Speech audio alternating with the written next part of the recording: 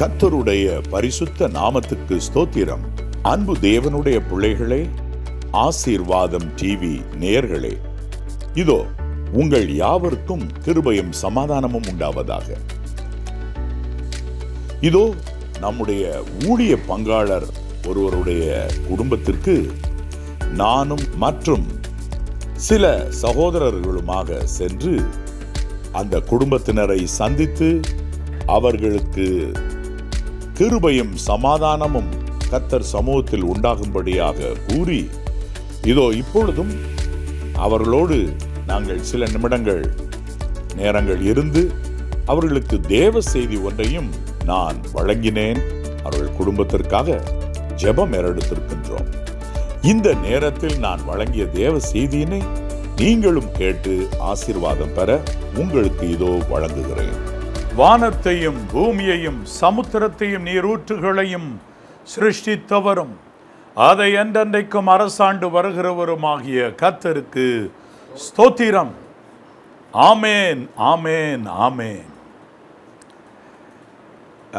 இதோ என் அன்பு சகோதர சகோதரிகளே, உங்கள் யாவரையும் மீட்பர் இயேசு கிறிஸ்துவின் நாமத்தினாலே இந்த நாளிலே வாழ்த்துவது எனக்கு மிக்க மகிழ்ச்சியாக இருக்கிறது.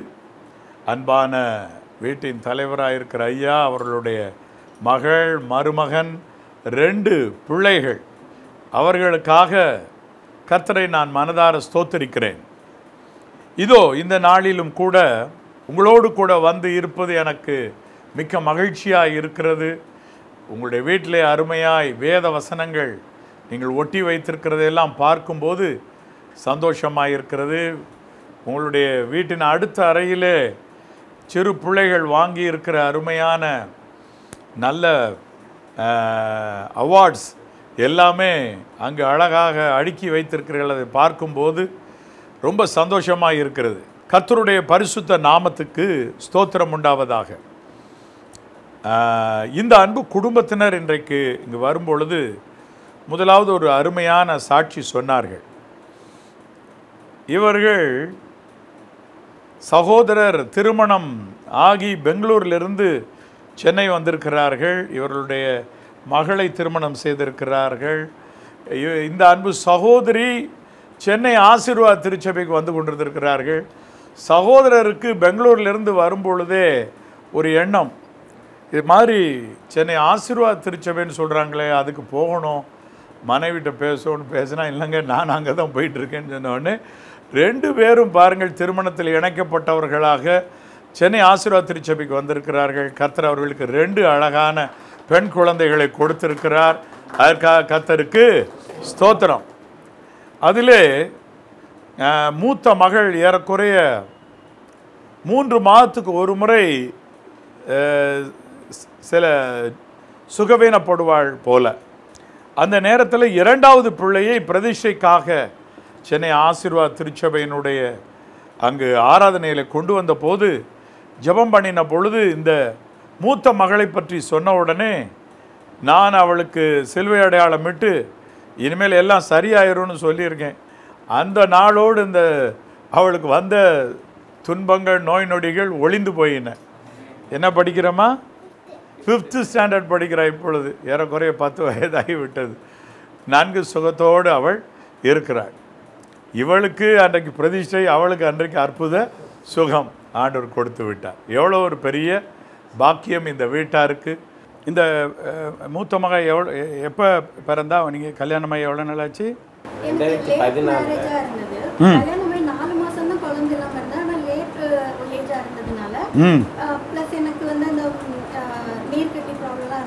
ஓ, இவங்களுக்கு லேட் மேரேஜ்ன்றதுனாலையும் அவங்களுடைய கர்ப்பப்பையில் நீர்க்கட்டிகள் இருந்ததுனாலையும் அவங்களுக்கு பிள்ளை செல்வம் கிடைக்கணும்னு அவங்க இது பண்ணப்ப சோஃபி ஜோம் பண்ணியிருக்கா. என்ன உங்களுக்கு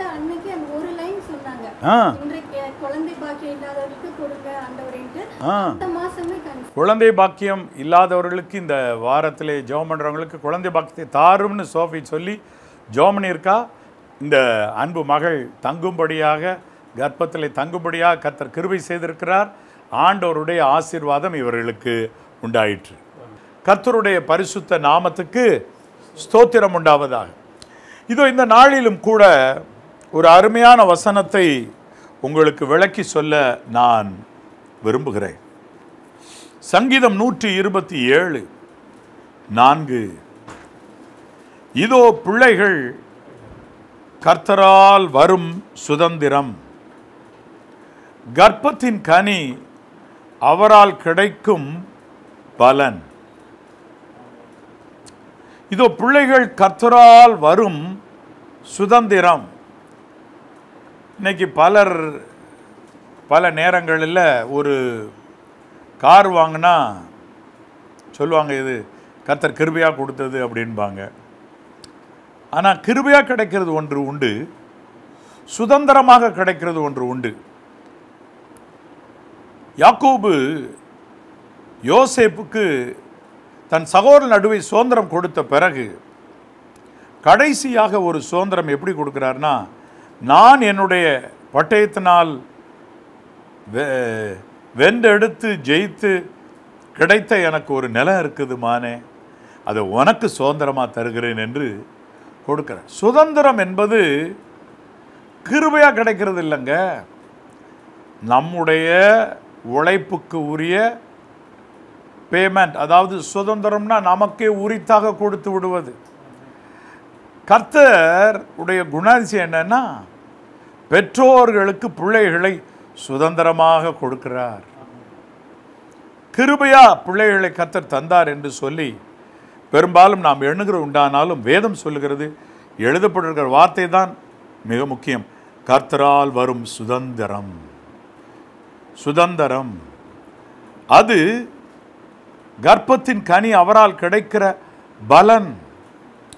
இந்த பூமியிலே நாம் வாழுகிற வாழ்க்கையிலே ஓட்டத்திலே பிள்ளைகள் நமக்கு கிடைக்கிற பலன். நல்ல ஒரு நிலம் கிடைச்சிச்சுன்னா ஆண்டவர் சமூகத்தில் ஏராளமாய் ஓடி ஆடி சம்பாதித்து அதன் பின்பதா அதற்காக கர்த்தர் கூப்பிட்டு, எப்பா நீ ஏராளம் உழைச்சிருக்க, உனக்கு இதை பலனாக தர்றேன்னா அது ஒரு பலன் அல்லவா? அதுபோல பிள்ளைகள் கர்ப்பத்தின் கனி கர்த்தரால் கிடைக்கும் பலன். ஆகவே இது கர்த்தரால் வரும் சுதந்திரம், கர்த்தரால் கிடைக்கும் பலன். அப்ப நம்ம இதை புரிந்து கொள்ளணும். வேதாமத்திலே பார்ப்பீர்களானால் அழகாக யோசேப்பு தன் தகப்பனாக யாக்கோபு இடத்துல பேசுறார். அவர் என்ன சொல்றாரு?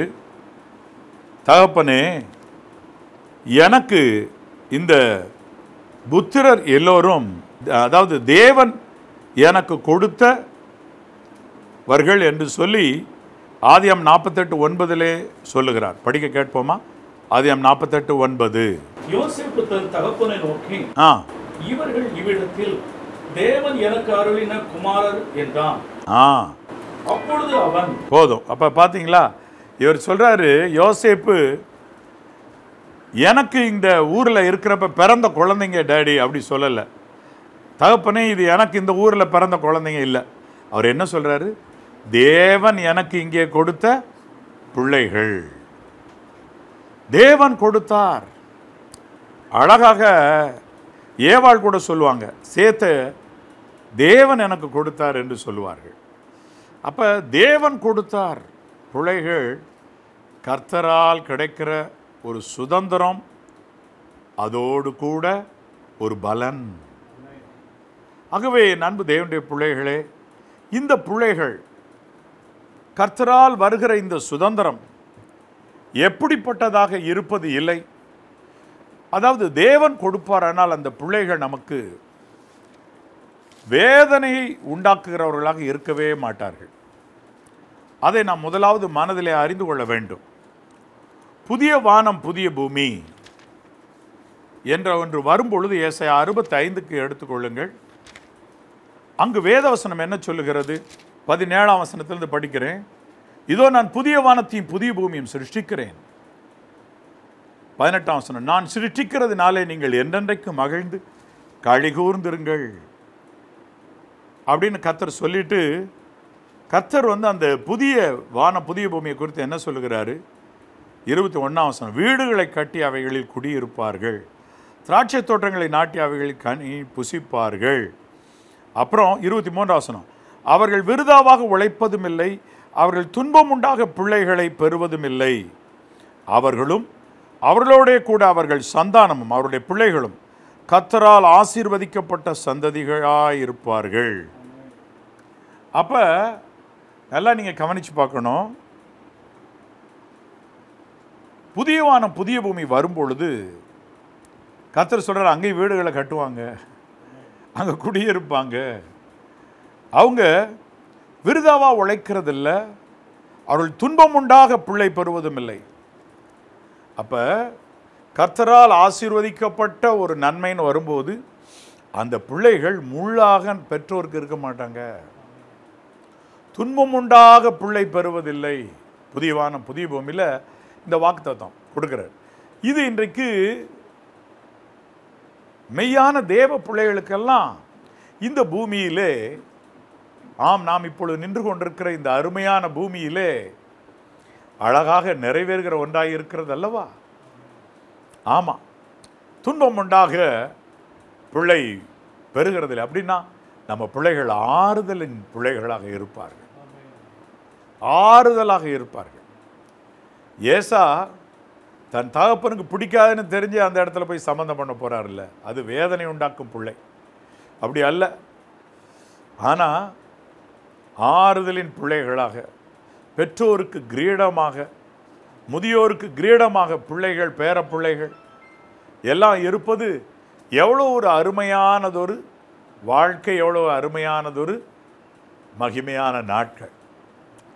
இதில் விசேஷ விதமாக இந்த புதிய வானம் புதிய பூமியை பார்ப்போமானால் இங்கே ஒரு அருமையான ஒரு சூழ்நிலை காணப்படுகிறது. இந்த புதிய வானம் புதிய பூமியில் என்ன நடக்கிறதா? நம்பர் 1, இந்த அங்கே இருக்கிற அவர்களோடு அவர்கள் சந்தானம், அவருடைய பிள்ளைகள் கர்த்தரால் ஆசீர்வதிக்கப்பட்ட சந்ததியாக இருப்பார்கள். கர்த்தரால் ஆசீர்வதிக்கப்பட்ட சந்ததி மற்றும் அவருடைய பெற்றோர், அவர்களுக்கு புதிய பூமியில் கிடைக்கிற ஒரு பலன் என்ன? நம்பர் 1, அவர்கள் கூப்பிடுகிறதற்கு முன்னே, 24ஆம் வசனம், ஏசாயா 65:24, அப்பொழுது அவர்கள் கூப்பிடுவதற்கு முன்னே நான் மறு உத்தரவு கொடுப்பேன், அவர்கள் பேசும்போதே நான் கேட்பேன். கூப்பிடுகிறதுக்கு முன்னே மறு உத்தரவு அப்படின்னா என்ன அர்த்தம்? எதுக்காக கூப்பிடணும்னு வாயை திறந்து கர்த்தாவேன்னு சொன்னால் ஆண்டவர் சொல்லாரு, மகனே நீ எதிர்பார்த்திருக்கிற நல்ல உனக்கு வாகனத்தை தந்தேன், அவ்வளோதான். மறு உத்தரவே வருது. ஆனால் நம்ம ஜோமனே இல்லையே, நல்ல ஒரு வாகனம் வேணும்னு கேட்குறதுக்கு முன்னாடியே கிடைக்குது. ஆமாம், கூப்பிடுறதுக்கு முன்னமே மறு உத்தரவு. அப்போ புதிய வானம் புதிய பூமியில் உரிய ஆசீர்வாதம் இது. கூப்பிடும் முன்பதாகவே மறு உத்தரவு. அப்போ ஆண்டவரோடு கூட நாம் நடந்து, கர்த்தர் நமக்கு கொடுத்த பிள்ளைகளோடு கூட குடும்பமாய் ஜெபித்து ஜெபம் பண்ணி ஓடி ஆடி நாம் இருக்கும்போது புதிய வானம் புதிய பூமியின் ஆசீர்வாதம் நம் வீட்டிற்குள்ள அழகாய் வரும். ஆண்டவர் நம்மோடு பேசுவார். அதுதான் புதிய வானம் புதிய பூமியினுடைய ஒரு பெரிய ஒரு ஆசீர்வாதம். கூப்பிடுறதுக்கு முன்பதாக மறு உத்தரவு, அதாவது ஆன்சர் பண்ணுவேன். அந்த காலத்தில் எல்லாம், அதாவது நம்ம ஒரு முக்கியமான ஆஃபீஸுக்கு ஒரு தகவல் எடுத்து கேட்டு அனுப்பணும்னா அந்த நாட்களில் ரிப்ளை கார்டுன்னு வச்சுருப்போம். 15 பைசா ஒரு பக்கம் இருக்கும், இன்னொரு பக்கம் 15 பைசா. அது 30 பைசாவுக்கு வாங்கி 15 பைசாக்குள்ளே இருக்கிற பக்கத்தில் மட்டும்தான் எழுதணும். எழுதி போட்டோன்னா மீத ஒட்டி வந்திருக்கிற கார்டை கிழித்து அவங்க அதில் பதில் எழுதி அந்த ஸ்டாம்ப் ஒட்டாமல் போட்டுருவாங்க. அந்த ஆஃபீஸோ பள்ளிக்கூடமோ அதுலேருந்து பதில் தானாக வரும். அப்போ நமக்கு ஆட்டோமேட்டிக் ஆன்சரிங் மிஷின்லாம் இருக்குது. ஆட்டோமேட்டிக் ஆன்சரிங் மிஷின் என்று சொன்னால் இன்றைக்கு ஃபோனே இருக்குது. ஃபோன்லேயே வெயிட்டிங்க்கு மெசேஜ் போட்டுடுறாங்க. ஃபோன் அடித்து கூப்பிட்டோம்னா, ஹலோ, இப்பொழுதும் நான் ஒரு முக்கிய வேலையாக சென்று இருக்கிறேன், நீங்கள் பீப் கேட்டப் என்பதாக உங்களுடைய மெசேஜை பதிவு செய்யும். இது ஆட்டோமேட்டிக் ஆன்சரிங். இன்னும் நல்லா செல்ஃபோனில் ரிப்ளை, ஆட்டோ ரிப்ளை சில செட்டிங்ஸ்லாம் போட்டு வச்சோன்னா, இந்த மாதிரி காலையிலேருந்து 11 மணிக்குள்ளே என்ன லெட்டர் என்ன வாட்ஸ்அப் அனுப்புனாங்கனாலும், ஹலோ, நான் இப்போ பிஸியாக இருக்கிறேன், ஒரு மணி வாக்கில் உங்களுடைய வாட்ஸ்அப் பார்த்து 2 மணி வாக்கில் உங்களுக்கு பதில் தர்றேன்னு டைப் பண்ணி வச்சுட்டா அவங்க போட்ட மறு செகண்டே ஆன்சர் வரும். என்ன இவ்வளோ வேகமாக அடிக்கிறாரு அப்படின்னு அவங்களுக்கு ஆச்சரியமாக இருக்கும்.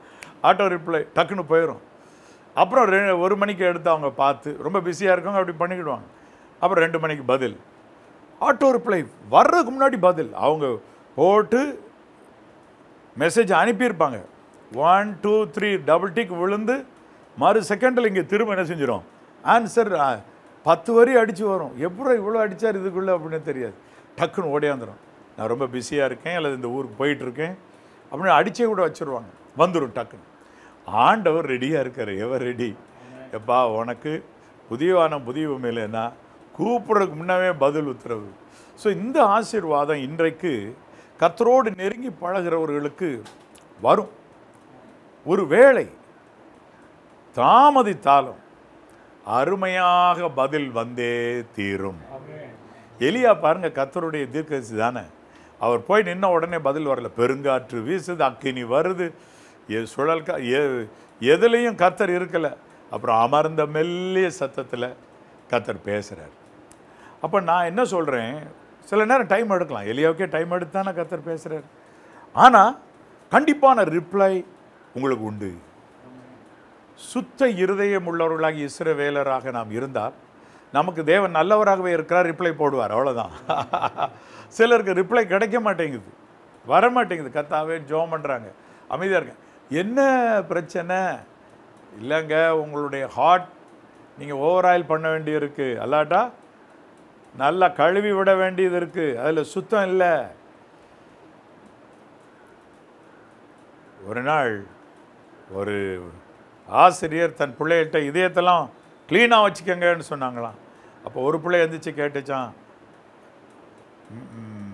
மேடம் நான் சோப்பு தண்ணி குடிக்கணுமா இதயத்தை க்ளீன் பண்ணுறதுக்கு கேட்டுச்சான்.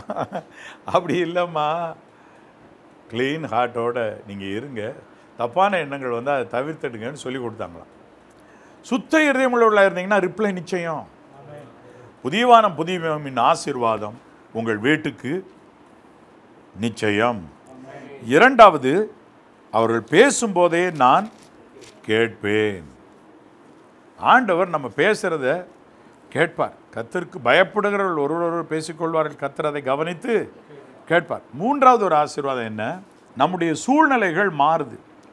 ஓநாயும் ஆட்டுக்குட்டியும் ஒருமித்து மேயும், சிங்கம் மாட்டை போல வைக்கோலை தின்னும், புழுதி சர்ப்பத்துக்கு இரையாகும். இது என்னன்னா பேக் டு த பெவிலியன்னு சொல்லுவாங்க.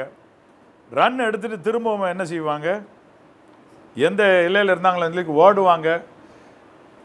அப்படியெல்லாம் கிரிக்கெட்டில் இந்த பகுதியிலிருந்து அந்த பகுதிக்கு மாறிக்கொள்ளுகிற இந்த செயல்பாடெல்லாம் குறிக்கிறது போல பழங்காலத்துக்கு திரும்புவது, பழங்கால பயணம்னு நம்ம டிவியில் போட்டது போல் பழமைக்கு திரும்புவது. என்னன்னா, அப்போ தேவன் ஆதியிலே எப்படி தான் சிருஷ்டிச்சிருக்கிறாரு, ஓநாயும் ஆட்டுக்குட்டியும் ஒன்றா மேயும்னா அது என்ன சாப்பிட்ருக்கோம், ஆட்டுக்குட்டி சாப்பிட்றது தான் ஓநாய் சாப்பிட்ருக்கு. அது என்ன சாப்பிட்ருக்கு, ஓநாய் புல்லு தான் சாப்பிட்ருக்குது. தியானிச்சா தானே விடை. உரிமித்து மேயும்னா ஓநாய் வந்து மாம்சம்தான் திக்கும். ஆனால் எங்கள் ஆண்டவர் சொல்கிற ஆடுகளும், ஆடு என்றைக்கு நான்வெஜிடேரியன் சாப்பிடாது, ஆடும் ஓநாயும் புல் சாப்பிடும். அப்படி ஆண்டவர் பழைய குணத்தை கொண்டு வர்றார், அவரால் முடியுது. அதோடு வேதம் என்ன சொல்லுது பாருங்க, அது எப்படி பிரதர் புல்லு தின்னோன்னு சொல்கிறீங்க நீங்கள் அப்படின்னு கேட்டிங்கன்னா அடுத்த வரியில் விடை இருக்குது. சிங்கம் மாட்டை போல் வைக்கோலை தின்னும். இதில் தான் வெஜிடேரியன் பியூராக தெளிவுபடுது. சிங்கம் எதை தான் சாப்பிடுது, வைக்கோல். ஆண்டவர் அதுக்கு எதை விலக்கி வச்சிருக்கிறாரு, புல்லை விலக்கிட்டு, வைக்கோல்னா காஞ்சி போன புல்லு தானே, அது வைக்கோல் சாப்பிட்டுக்கிட்டு இருக்கு. அப்போ ஓனா என்ன தான் சாப்பிட்ருக்கோம், புல்லு தான் சாப்பிட போகுது. புதிய வானம் புதிய பூமியில். அடுத்து வேதம் என்ன சொல்லுது பாருங்க, புழுதி சர்ப்பத்துக்கு இரையாகும். அப்போ டஸ்ட்டு தான். சர்ப்பத்துக்கு சாப்பாடு என்ன தான் கர்த்தர் முதல்ல வச்சுருந்துருக்க வேண்டும், எலி பிடிச்சி சாப்பிட்றது கிடையாது. எலிகள் இருக்கிறது என்றால் அங்கு பாம்பு தேடி வருதில்ல, இல்லை, அப்போ ஆண்டவர் அதுக்கு முதல்ல என்ன ஆதியில் ஆதாம் ஏவாள் காலத்தில் முத என்ன ஒழுங்கு பெர்ஃபெக்டாக பாவம் செய்யாத காலத்தில் என்னதான் இருந்திருக்க வேண்டும்? புழுதி சாப்பிட்றதுக்கு. இன்னைக்கு இந்த வீட்டில் வந்து அழகான ஒரு சின்ன பிள்ளைகள் அழகாக ஒரு ஃபிஷ் டேங்க் வச்சுருக்குறாங்க. ஃபிஷ் டேங்க்லேயே நாங்கள் வளர்க்கும்போது கேட் ஃபிஷ்னு சொல்லி டேங்க் கிளீனர்னு ஒரு மீன் இருக்கும். அது உள்ளே போட்டுட்டோன்னா இந்த டேங்க்கில் இருக்கிற பாச அழுக்கு எல்லாத்தையும் அது அழகாக சாப்பிட்டு முடிச்சிடும். Tank cleaner. அப்போ சர்ப்பத்தை எதுக்கு தான் வச்சுருந்துருக்கிறாரு? டேங்க் கிளீனர் மாதிரி எர்த்து கிளீனராக தான் வச்சுருந்துருக்கிறாரு. பூமியில் இருக்க புழுதியெல்லாம் எடுத்து சாப்பிட்டு டஸ்ட் ஃப்ரீ வேர்ல்டு. நம்ம நடந்து இங்கே அங்கே போய் புழுதிகள் இங்கே அங்கே கிளம்பினது எல்லா கால் தூசி முதலானது எல்லாத்தையுமே கூட எடுத்து என்ன செஞ்சுருக்குமா இருக்கும்? அது சாப்பிடுமா இருக்கும். அதுதான் அதுக்கு இறை சாப்பாடு அப்படின்னு தேவன் ஆதியில் வச்சுருந்துருக்க வேண்டும். அதுதான் ஏன்னா தேவன் புதியவான புதிய பூமியில் நல்லதானே செய்வார், குறைக்க மாட்டார், டீக்ரேட் பண்ண மாட்டார். அப்போ அழகா சர்ப்பத்துக்கு இரையாகும்னு சொல்கிறார். அப்போ நான் என்ன சொல்கிறேன்னா, நம்முடைய வீட்டிலே கர்த்தரோடு இசைந்து நடக்க ஆரம்பித்தா நம்முடைய வீடும் கூட புதியவான புதிய பூமி போல ஒரு அருமையான செட்டப் உள்ள வந்து நம்மகிட்ட பல நேரம் சிங்கம் போல எதிர்த்து நிற்கிற பிள்ளைகளே அல்லாட்டா உறவினர்களே வந்து அன்பா பேச, இல்லைப்பா நான் உனக்கு நன்மை செய்வேன் என்று கூட மன மகிழ்ச்சியாக இருக்க மாற்றுகிறவர் கர்த்தர். அதனால் வேதம் சொல்லுது, ஒருவனுடைய வழிகள் எனக்கு பிரியமாக இருந்தால் அவனுடைய சத்துருக்களும் அவனோட சமானமாகும்படி செய்வார். இப்போ சத்துருக்கள்ன்றப்ப சத்துருக்களாகவே மாறிவிட்டவர்கள் அவர்களே சமானமாக பண்ணுவார்னு வேதம் சொல்லுகிறது. அப்போ நம்முடைய சூழ்நிலைகளை எல்லாம் கர்த்தர் மாற்றுவார் ஒன்றன் பின் ஒன்றாக. ஓநாய் ஆட்டுக்குட்டியோடு ஒருமித்து மேயும் ஒரு மனப்பாடு ஆண்டவர் ரீஇன்ஸ்டால் பண்ணுவார் புதியவான புதிய பூமியில் என்று தீர்க்கன் முன்னமே தீர்க்கதரிசனமாக சொன்னார். நம்பர் 2, நான் வெஜிடேரியன்லாம் நிப்பாட்டி என்ன சாப்பாடு போயிடுச்சு? சிங்கத்துக்கு வைக்கோல் சாப்பிடுது. அப்போ நான் என்ன சொல்கிறேன், சர்ப்பமும் கூட வேறு எதையும் பட்சிக்காமல் புழுதி இரையாக சாப்பிடுகிறது. இப்போ கர்த்தர் உங்களுக்கு அருமையான குடும்பத்தை கொடுத்து பிள்ளைகளை பலனாக சுதந்திரமாக கொடுத்திருக்கும் போது உங்களுக்கு நல்ல ஒரு சூழ்நிலையும் அழகாக ஆண்டவர் உண்டு பண்ணார். முதல்ல நீங்களும் உங்கள் பிள்ளைகளும் கர்த்தரால் ஆசீர்வாதம் பெற்ற சந்ததி எனப்படுவீர்கள். இரண்டாவது, உங்களுடைய சூழ்நிலைகள் எல்லாம் மாற்றி புதியவான புதிய பூமியில் இப்படி அருமையான ஒரு சூழ்நிலை அங்கே எழுதியிருக்கிறது, என்னுடைய பரிசுத்த பர்வதமெங்கும் கேடு செய்வார் இல்லை. அப்படின்னா என்ன அர்த்தம் அப்படின்னு சொன்னால், இந்த புதியவான புதிய பூமியில் காட்டுக்குள்ளே போனால் கூட சிங்கம் கடிக்குமா இருக்கலாம், ஆனால் அது அவருடைய பரிசுத்த பர்வதமாகிய மலை, பரிசுத்த ஆலயம் போன்ற இடம் இங்கே வந்துச்சுன்னா சிங்கம் அமைதியாக இருந்துருது போல. அதான் பரிசுத்த பர்வதம் என்னும் இடங்கள். அப்போ ஒன்று தெரிஞ்சுக்கிடணும், ஆலயம் போய் அவரை தொழுகிறத நம்ம விடாதிருந்தால் நம்ம பிள்ளைகள்கிட்ட எல்லாம் பின் நாட்களிலும் எந்த ஒரு கெட்ட குணம் வராது. உலகத்தில் இருக்கிற அநேகர்கிட்ட தேவனை தேடாமல் ஓடுறதுனால, ஆலயம் செல்லாமல் இருக்கிறதுனால, கிறிஸ்தவர்களை பற்றி சொல்கிறேன், அநேகர்கிட்ட மிருக குணம் வந்து விடுகிறது.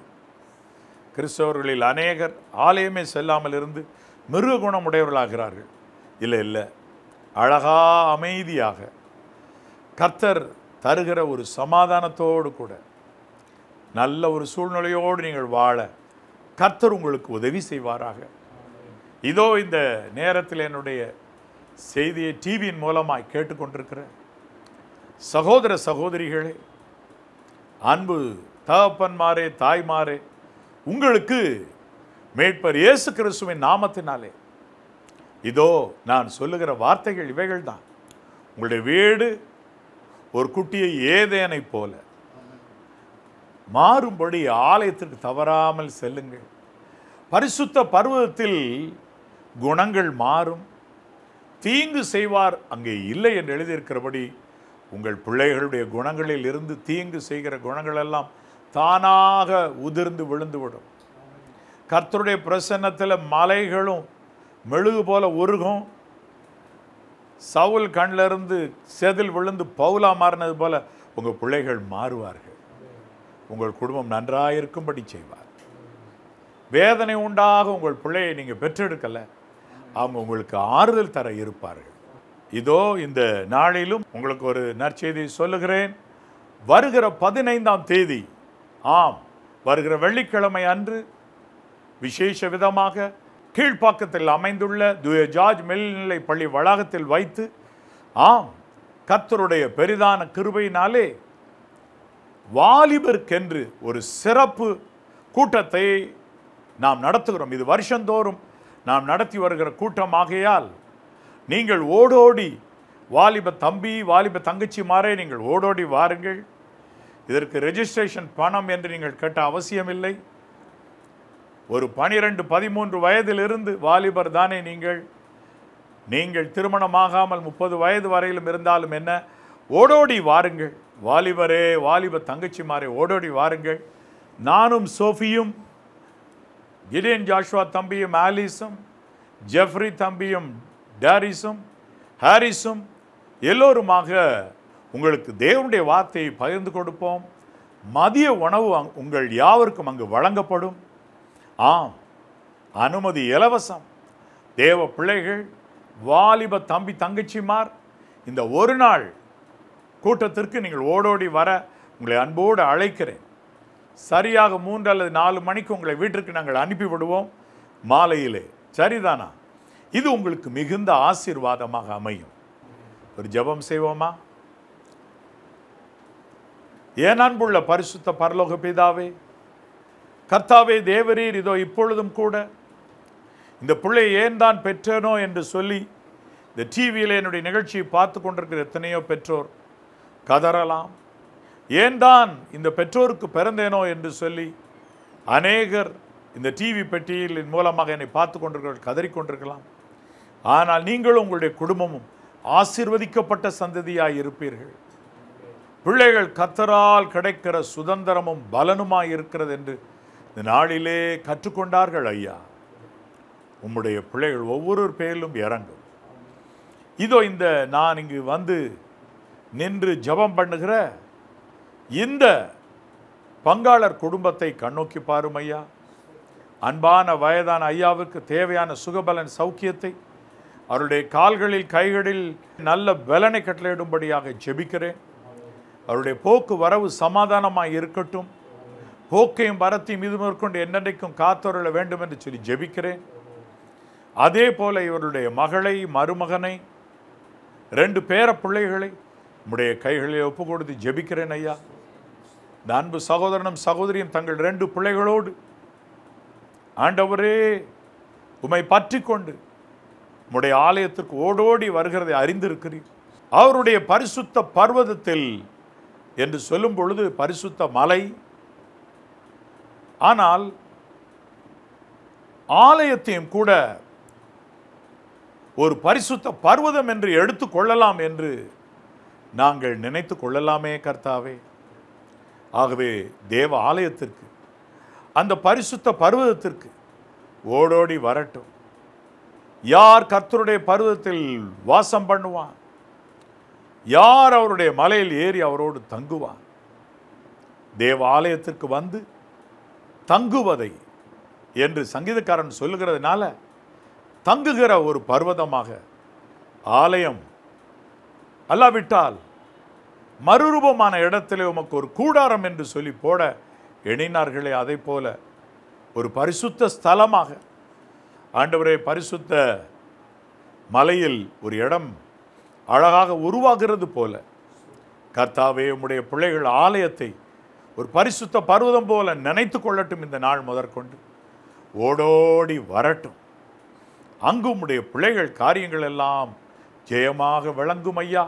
ஒரு மனதில்லாத வீடு ஒரு மனதை அடையட்டும்.